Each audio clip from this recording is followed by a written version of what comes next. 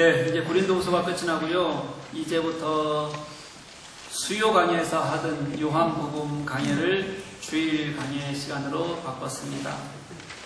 수요 강의 시간이 우리 수요 찬양 기도회로 바뀌었어요. 그래서 강의를 하기에는 시간이 충분하지가 않습니다. 그런데 마침 고린도후서 강의가 끝이 났기 때문에 요한복음 강의를 주일에 이어서 이렇게 할 수 있게 됐어요. 그렇게 요한복음 강의를 수요 성경 강의에서 이어서 해나가려고 합니다. 제가 8일 동안 미국의 LA에 있는 코너스턴 교회 목회자 세미나를 다녀왔어요. 이 교회에서 목회자들을 초대해서 일주일 동안 목회자들을 잘 섬기고 또 교회 사역을 소개하는 그런 프로그램입니다. 그 교회 담임 목사님 이름이 이종용이에요. 혹시 여러분들 아시는 분인지? 잘 몰라요? 가수인데요. 너 들어보셨어요? 너 겨울아이는 알아요? 겨울아이는 젊은 사람들도 아는데요. 겨울에 태어난 알아요? 네. 뭐 이런 노래를 아는 분들이면 여러분들은 이미 나는 늙었다 생각하시면 됩니다. 나는 이미 젊은 나이는 아니다 생각하시면 돼요. 잘 다녀왔습니다. 굉장히 많이 배우고 그리고 감동하고 왔는데 조금 이따가 그 얘기를 좀 나누도록 할게요. 오늘 말씀으로 한번 들어가 보도록 하겠습니다. 오늘 본문은 나사로를 살리시는 이야기의 한 중간쯤에 해당합니다. 수요 강의에 오셨던 분들은 이 이야기의 흐름을 알지만 그렇지 않은 교우들은 본문의 중간쯤을 읽었기 때문에 이게 도대체 무슨 얘기인가 하실 분들도 있을 거예요. 오늘 본문은 나사로를 살리시는 이야기의 중간이기도 하고 또 요한복음 전체의 중간쯤 되기도 합니다. 잠시 설명하고 넘어갈게요. 이 이야기의 이 앞에 부분에는 어떤 이야기가 있냐면 예수님께서 이제 예루살렘에서 내가 누구다 자신을 계시하시는 사역을 계속 해나가셨어요. 그랬더니 유대인들이 예수님이 그렇게 계시하는 것을 더 이상 듣기가 싫어졌습니다. 그래서 예수님을 죽이려고 해요. 그래서 예수님께서는 요단강으로 피해서 나가셨습니다. 요단강에서 사역을 하시는 도중에 이 예수님께서 나사로가 아주 큰 병에, 중한 병에 걸렸다는 소식을 듣게 됩니다. 나사로에게는 누이가 둘이 있었는데 여러분들이 너무 잘 알고 있는 사람이에요. 한 사람은 마르다이고 한 사람은 마리아입니다. 이 3남매가 살던 곳이 예루살렘에서 멀리 떨어지지 않은 가까운 베단이라는 마을이에요. 예수님께서는 예루살렘에서 사역을 하시다가 늦은 시간이 돼서 쉬고 싶으셨을 때는 베다니로 나가서 이 3남매의 집에 머물곤 하셨습니다. 그만큼 이 3남매와 예수님의 관계는 어떻다는 거예요? 친밀하고 가깝다는 이야기가 됩니다. 그 예수님이 이제 나사로가 죽었다는 소식을 듣고 베다니에 왔는데 예수님이 오셨을 때는 이미 나사로가 죽은 이후예요. 아니다, 죽었다는 소식이 아니라 처음에는 병들었다는 소식을 듣고 왔는데 이미 죽었고 그리고 장례를 치르는 중간이 되었습니다. 예수님이 오신다는 소식을 미리 들었기 때문에 마르다는 예수님이 오신다는 소식을 듣자마자 열심히 마을 밖까지 뛰어나가서 예수님을 만났어요. 그것이 우리가 읽은 본문 바로 앞의 장면이고요. 그리고 오늘 본문은 예수님이 누구를 만나시냐면 그의 동생이었던 마리아를 만나는 장면입니다. 이 나사로의 전체 내용을 보면 그 이야기의 핵심 사건은 너무도 당연하게 죽은 나사로를 예수님께서 살리시는 그 장면일 거예요. 그래서 우리는 그 사건 자체에 예수님이 어떻게 나사로를 살리시나에 많이 집중하게 됩니다. 그런데 사실은 예수님께서 이 사건을 기록하는 이유는 따로 있어요. 죽은 나사로를 사람을 살리시는 것에 그 이유가 있는 것이 아니라요. 예수님은 그 사건을 통해서 그리스도께서 죽음의 문제마저도 해결할 수 있는 하나님이시다라는 것을 보여주려는 게 더 큰 이야기고요. 그래서 또 나중에 예수님께서 죽으시고 나서 다시 살아나실 것을 보여주는 그런 복선이 깔린 사건이기도 합니다. 요한복음 이야기가 다 그래요. 요한은 어떤 사건을 기록할 때 그 사건도 중요하지만 그거보다는 그 과정 속에서 그 이야기 하나하나를 소홀히 여기지 않아요. 그리고 그 과정 속에 모두 다 의미를 두는 것이 요한복음의 특징입니다. 그러니 나사로는 아직 살기 전이에요. 그렇지만 오늘 나오는 마리아, 바로 그 앞에 나왔던 마르다, 어디 하나 읽어나가면서 중요하지 않은 것이 없다는 말이 됩니다. 오늘 읽은 본문 이전에 이미 예수님께서는 마르다를 만나셨어요. 그리고 나서 오늘 본문에서는 이제 마리아를 부르시는 겁니다. 그래서 마리아가 또 예수님이 계시는 마을 밖까지 막 뛰어나왔어요. 예수께서는 곧장 나사로에게 가실 수 있을 겁니다. 그렇죠? 그런데 굳이 마리아를 불렀어요. 그리고 마리아가 뛰어나와서 아직 마을 밖에서 예수님을 만나게 된 겁니다. 왜 예수님께서는 굳이 마리아를 부르셨고 그리고 마을 밖에서 만나게 되었는가? 무엇인가 말하고 싶은 것이 있다는 의미가 될 거예요. 그게 바로 예수님의 눈물 이야기입니다. 먼저 마리아의 고백과 마리아의 눈물을 먼저 한번 보았으면 좋겠어요. 마리아가 이렇게 고백합니다. 주께서 여기 계셨더라면 내 오라버니가 죽지 아니하였겠나이다. 그렇게 고백하고 나서는 그 자리에서 울었어요. 슬픈 거잖아요. 그렇죠? 마리아는 예수님의 치유의 능력을 인정하는 겁니다. 그러니까 그렇게 고백하는 거죠. 당신이 있었으면 내 오라비가 죽지 않았을 거예요. 그렇게 고백하고 나니까 더 슬펐을 거예요. 안타까웠을 거예요. 그러니까 마리아는 그것 때문에 눈물을 흘리고 있는 겁니다. 그런데 마리아만 운 것이 아니라 그녀를 따라 나온 유대인들이 함께 통곡을 하면서 눈물을 흘렸어요. 사람이 죽었잖아요. 그 가족이 예수님 앞에서 안타깝고 슬픈 마음이 되어서 눈물을 흘립니다. 그것을 옆에서 보는 사람들이 당연히 어떻게 같이 울지 않을 수가 있겠습니까? 그래서 장례를 치르는 동안에는 눈물이 있는 거예요. 지난 주일에 강대진 성도, 우리 교회 성도의 어머니께서 하나님의 부르심을 받으셨어요. 엊그제 금요일에 장례 예배를 드렸습니다. 저는 미국에 있는 동안이었기 때문에 함께 하지 못했는데 마음이 참 아팠어요. 독일에 있었으면 당연히 함께 위로하고 함께 예배할 수 있었을 텐데 손잡아주지 못하는 마음이 굉장히 불편했습니다. 일정을 취소하고 돌아올까 하는 마음이 있어서 거기 계시는 목회자들 분들과 상의를 좀 드렸는데 장례 예배를 직접 인도하는 것이 아니라면 나머지 일정 마치고 가는 것이 좋겠다. 그런 조언들이 많아서 돌아오지는 못했지만 속이 많이 상했어요. 하나님께서 우리 강대진 성도의 어머니 정고인 집사님의 시어머니 되시죠? 하나님의 품에 잘 품으셨을 것이라고 그렇게 믿습니다. 이렇게 우리가 죽음을 함께 보는 일은 늘 슬픈 일이 되는 것 같아요.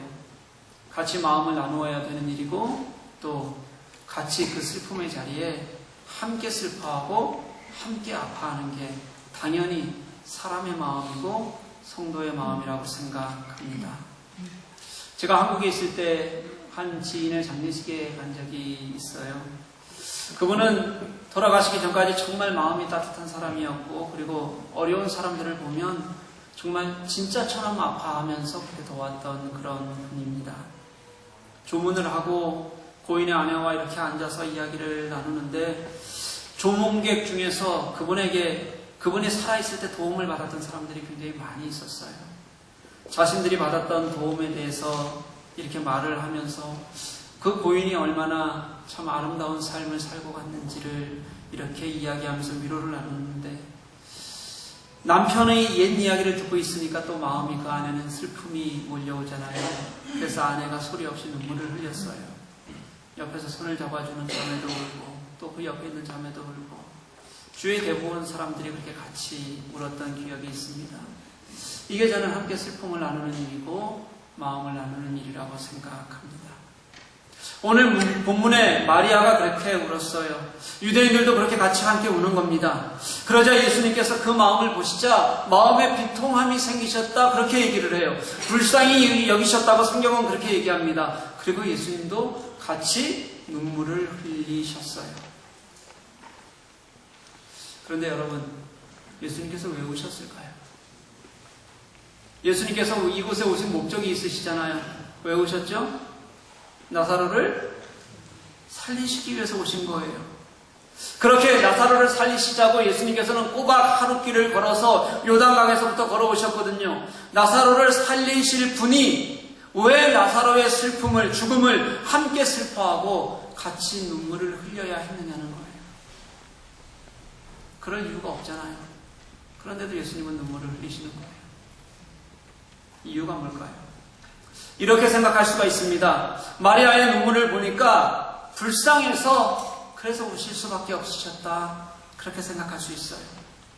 우리는 다 알아요. 예수님께서는 우리의 마음을 공감하시는 분이십니다. 마음으로 우리를 같이 아파하시는 분이세요. 맞습니다. 예수님은 우리의 마음을 너무 잘 아시고 우리의 아픔을 아시고 그리고 우리를 위로하시기를 원하시는 분이세요.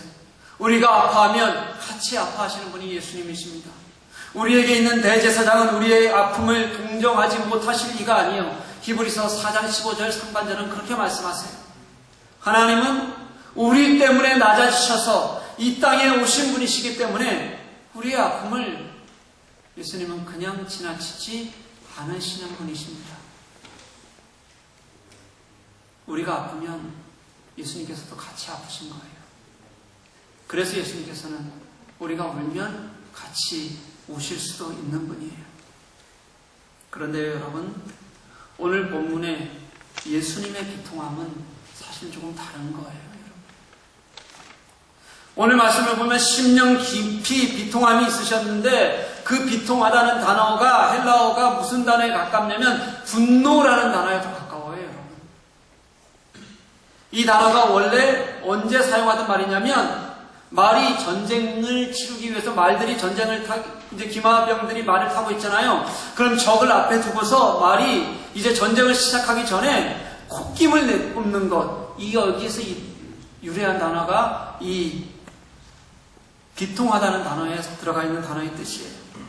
말이 원래 겁이 굉장히 많은 동물이잖아요.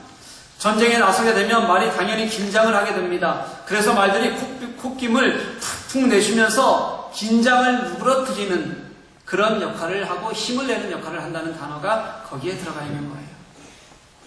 그게 사람에게 그 단어를 사용하면 분노한다, 격분한다 이런 뜻으로 활용하게 됩니다. 다시 말하면 예수님께서는 사람들이 오는데 마음에 깊은 분노와 아픔이 눈물을 흘리는 사람들을 바라보는데 그 마음에 아픔이 있으셨다는 거예요. 예수님은 왜 그렇게 심령의 깊은 곳으로부터 비통해 하시고 분노하셨을까요? 예수님은 왜 그렇게 아파하셨을까요? 왜냐하면 지금 그렇게 그 자리에 눈물만 가득 찬 죽음이 지배하는 그 공허한 환경을 보시는 예수님의 분노하는 마음이 그 자리에 있었던 거예요. 그 예수님은 너무 힘드셨던 겁니다. 이것을 어떻게 알 수 있냐면요. 예수님께서는 이미 그 앞에 25절에서 마르다에게 대화하시면서 자신을 계시하셨는데 그때 이렇게 말씀하셨어요. 나는 부활이요 생명이니 나를 믿는 자는 죽어도 살겠고 무릇 살아서 나를 믿는 자는 영원히 죽지 아니하리라. 이렇게 선포하시고 나서 네가 이것을 믿느냐? 이렇게 물어보셨어요. 그런데도 지금 그 자리에는 예수님이 분명히 그렇게 말씀하셨고 믿느냐고 물으셨는데도 불구하고 지금 그 자리는 부활과 생명이 아니라 무덤 너머의 승리에 대한 예수님의 그 메시아 되심에 대한 기대는 없이 모든 사람들이 죽음에 압도되어 있는 거예요. 그 패배에 압도되어 있는 모습인 겁니다. 예수님께서는 사람에게 분노하신 것이 아니에요. 여전히 그 죽음에 압도되어 있는 그 아픈 현실에 분노하고 있는 것이 오늘 예수님의 마음이에요. 그래서 오늘 예수님의 마음의 분노는 어쩌면 자신의 죽음을 향한 애도 같은 것일지도 몰라요. 또 어쩌면 예수님이 지금도 홀로 있는 외로움에 대한 그런 예수님의 한탄일 수도 있다는 생각이 듭니다. 예수님이 지금 아프신 거예요. 외로우신 겁니다. 아직도 혼자 싸우고 있고 홀로 감당하실 시간과 그 아픔들에 대해서 예수님께서는 비통해하는 마음을 지금 가지고 계신다는 뜻입니다. 제가 이번에 LA 코너스톤 교회에서 세미나를 하면서 너무 많은 은혜를 받았습니다. 그 교회가 창립 23주년이에요. 10주년 되던 해에 시작을 해서 매년 창립감사주일이 되면 목사님들을 15가정을 초청해서 섬기면서 교회 사역을 소개를 하는 겁니다. 가서 가장 많이 들었던 단어 5개가 큐티, 예배, 섬김, 회복, 평신도 사역, 이것이에요. 그런데 여러분 얼마나 놀라우냐면요, 이 5개의 단어가 하나도 공허하게 들리는 것이 없어요. 그 5개의 단어가 모두가 꽉 차 있다는 그런 느낌이 들었어요. 제가 그 교회 소그룹 모임에 갔는데 6가정이 한 소그룹을 이루고 있어요. 다 모였어요. 그러니까 작년이 12명이 모인 거죠. 그런데 12명이 모두 한 사람도 빠지지 않고 처음 교회에 나온 사람까지 다 큐티를 나누어요. 잘하건 못하건 하나같이, 그것도 대충 그 자리에서 준비해온 거 얼버무려서 하는 것이 아니라 잘 정리해온 것을 그대로 있는 것을 큐티를 나누는 거예요. 제가 물었어요. 여러분들은 얼마나 자주 큐티합니까? 거의 대부분의 사람이 매일 하려고 노력하고 있다는 겁니다. 그러니까 그들에게 큐티를 통해서 변화가 일어나요. 회복이 일어나는 겁니다. 한두 사람이 어쩌다가 그렇게 하는 것이 아니라 누구에게나 회복에 대한 간증이 있어요. 우리가 흔히 말하는 큐티를 했더니 나만 하나님께서 나를 위로해 주시는 것 같더라, 이런 거 말고요. 도저히 불가능할 것 같았던 사람들이 변화되고 그런 사람들이 예수를 만나고 완전하게 회복하는 그런 모습들이 곳곳에 있는 거예요. 그 싹에 남자가 6명이 있었는데 그 중에서 3명은 교회에서 예수 믿고 말씀 큐티하고 그리고 섬기는 그런 사람들이에요.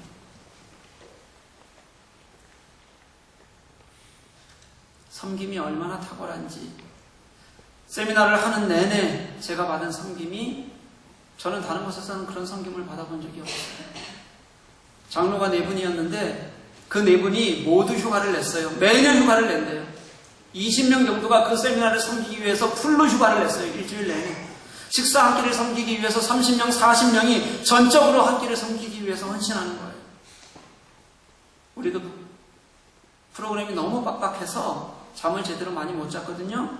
그런데 그 교회 장로님, 안수 집사님들은 더 늦게까지 마무리하고 또 우리가 일찍 나오면 미리 다 모든 것을 준비하고 세팅하고 준비하고 있어요.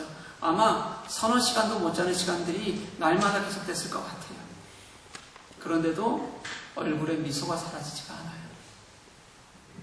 하나도 흐트러짐이 없이 그렇게 헌신을 합니다. 64세 되신 한 권사님은 몸이 정말 너무 아프신 분인데 처음부터 끝까지 가장 앞에서 모든 것을 총괄하면서 그렇게 섬기셨어요. 수요일에 끝이 나고 제가 목요일날 이종용 목사님과 시간을 보내고 있었는데 그 권사님이 이종용 목사님에게 카톡을 보냈어요. 내용이 대략 이렇습니다. 목사님 건강도 안 좋으신데 이종용 목사님이 림프암이 걸리셔서 3년 전에 수술을 하셔서 왼쪽 배 아래에 있는 부분들을 다 드러내셨어요. 여기가 통 비어 있다고 말씀을 그렇게 하세요. 그러니까 조금만 무리하면 지금부터 너무 힘드신 거예요. 그거는. 이 세미나 기간을 하는 동안에도 너무 힘들어 하시면서도 정말 귀하게 섬겨주셨어요. 목사님 건강도 안 좋으신데 너무 고생하셨어요. 이번 섬김을 통해 천국을 더 가까이 경험하게 된 것 같아 너무 감사해요. 목사님 사랑합니다. 대략 이렇게 제가 내용을 적질 않았기 때문에 이런 내용이었어요. 천국을 더 가까이 경험한 것 같다는 말, 이 말이 제게 너무 귀하게 와 닿았습니다. 그들은요, 자신이 섬기는 일, 자신이 그렇게 하나님 앞에서 예배하는 일, 이것을 천국을 경험하는 것으로 기뻐하고 있다는 거예요.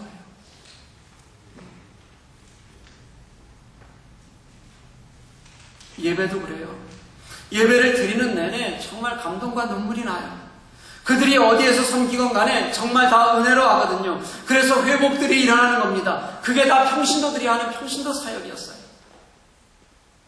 그렇게 큰 일을 하는데 간증하고 섬기고 다 평신도들이 하는 거예요. 처음에 제가 그걸 보면서 여러분 진짜 미안한데요. 저들에게는 큐티, 섬김, 예배, 회복, 평신도 사역. 이거 어디서 많이 듣던 말 같지 않아요, 여러분? 어디서 많이 듣던 말이죠? 잘 몰라요?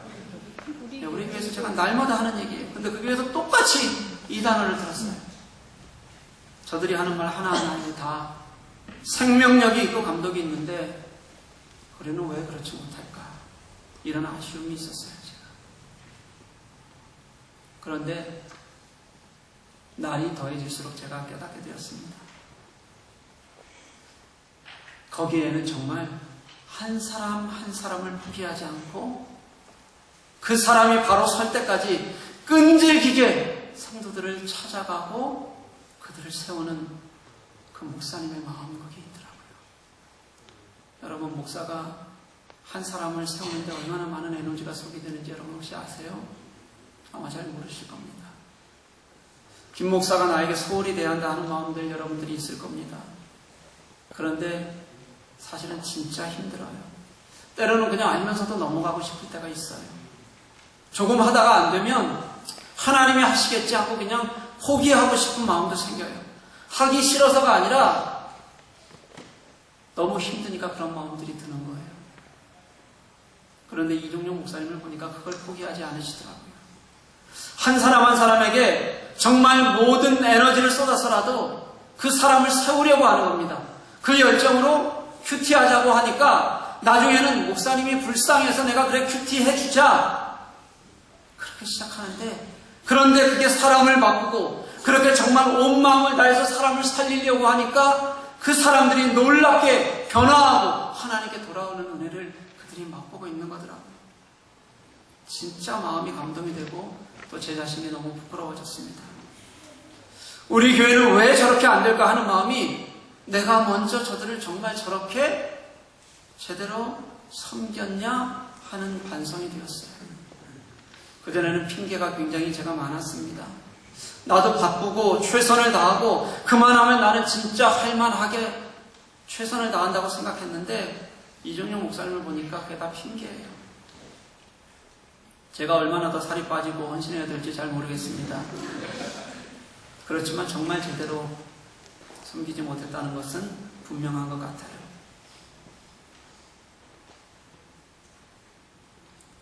예수님께서 가지신 분노가 바로 그것이었어요. 아직도 부활이요 생명이신 이제 곧 십자가에 죽으실 예수님을 알지 못하는 그 영적 무지에 대한 아픔이고 외로움입니다. 아마 저 같은 사람을 보는, 그런 환경을 보는 마음 깊은 분노가 예수님께서 분명히 있으셨을 거예요. 저는 오늘 말씀을 묵상하면서 예수께서 그렇게 아프실 걸 생각하니까 제 마음이 얼마나 많이 아렸는지 몰라요. 오늘 본문의 유대인들이 그렇습니다.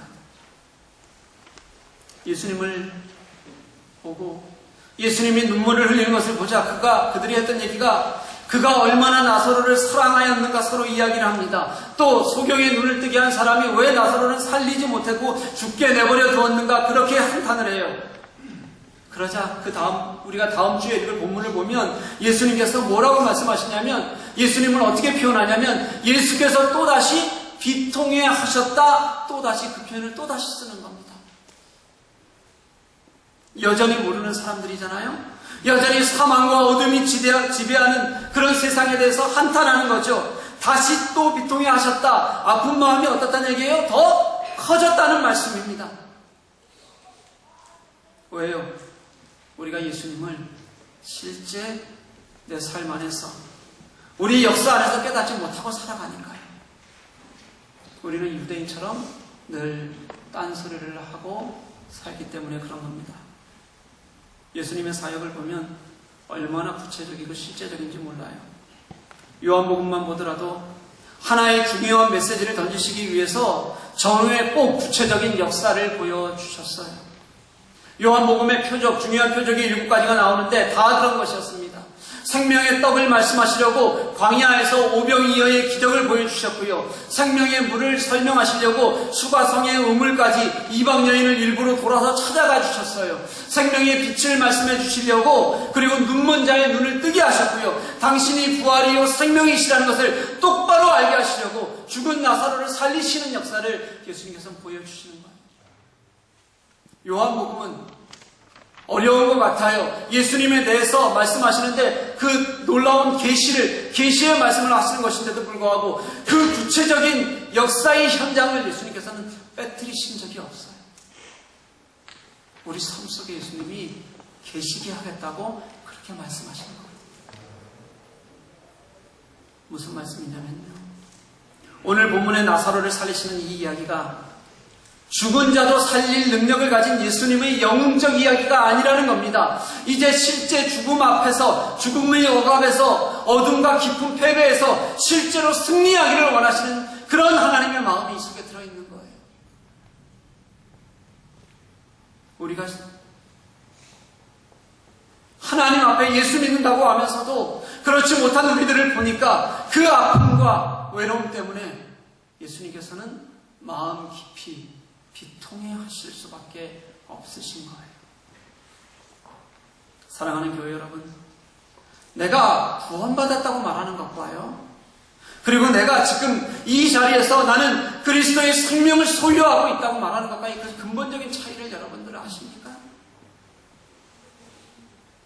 나는 지금 내 삶에서 생명을 선포할 수 있는가?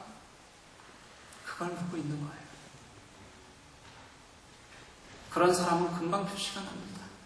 자기 입으로 말하지 않아도 알아요. 진짜 생명을 소유한 자는 그 삶의 변화를 보게 됩니다. 그리고 사람들은 그것과 함께 기뻐할 수 있고 함께 감격할 수 있게 돼요. 그가 끼치는 놀라운 영향력을 우리가 함께 누리게 된다는 뜻이 됩니다.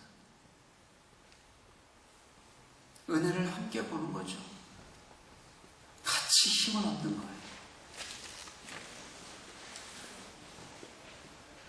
목사인 저에게도 늘 그런 고민이 있습니다. 이번에 제가 반성을 많이 했어요. 사람들이 제게는 가르치는 은사가 있다는 말을 많이 합니다. 물론 여러분들은 그렇게 말하지 않으실 수도 있겠지만 믿거나 말거나 그러거나 말거나 진짜 많이 들어요. 진짜 많이 듣습니다. 그런데 삶으로 보여주고 삶으로 배우게 하는 은사가 있다는 말을 제가 못 들었어요. 이게 얼마나 부끄러운 일인지를 제가 이번에 알게 되었어요. 그래서 지금 예수님께서 우리 교회를 보고 비통해 하신다면, 마음 깊이 아파하신다면 그것의 책임은 저에게 있는 것이 분명해 보입니다. 사랑하는 교회 여러분, 말씀이 어떻게 실제 삶 속에서 드러나고 나의 삶의 비전과 동행할 수 있는가? 이제 저는 더 많이 고민하게 될 것 같아요. 이것이 우리 교회에 허락된다면 진짜 생명력 있는 그리스도의 공동체가 될 수 있을 것이라고 저는 확신합니다. 그렇게 되면 오늘 예수님의 비통함과 눈물이, 예수님의 아픔과 외로움이 우리와 함께 나누는 즐거움이 될 수 있을 거예요. 우리 삶의 비전이 될 수 있을 겁니다. 우리가 예수 그리스도의 온전한 역사를 감당하는 교회가 될 수 있을 것이라고 저는 분명히 믿고 소망합니다. 그렇게 깊은 비통함이 마음 넓은 감동이 되고, 외로움이 비전이 되고, 죽음의 어두운 곳에서 생명의 살아있는 능력을 우리는 경험할 수 있을 것이라고 저는 확신합니다. 사랑하는 교회 여러분, 그런 교회를 향한 마음을 함께 품고 핑계하기보다는 이제 정말 우리가 생명력 있는 교회의 자리로 내가 내 마음에 예수님이 품어져서 예수님의 비통해하는 마음이 느껴져서 그 마음이 나를 살게 하는 힘이 되어서 예수님께서 원하시는 자리로 나아가는 저와 여러분 되시기를 주님의 이름으로 간절히 축복합니다.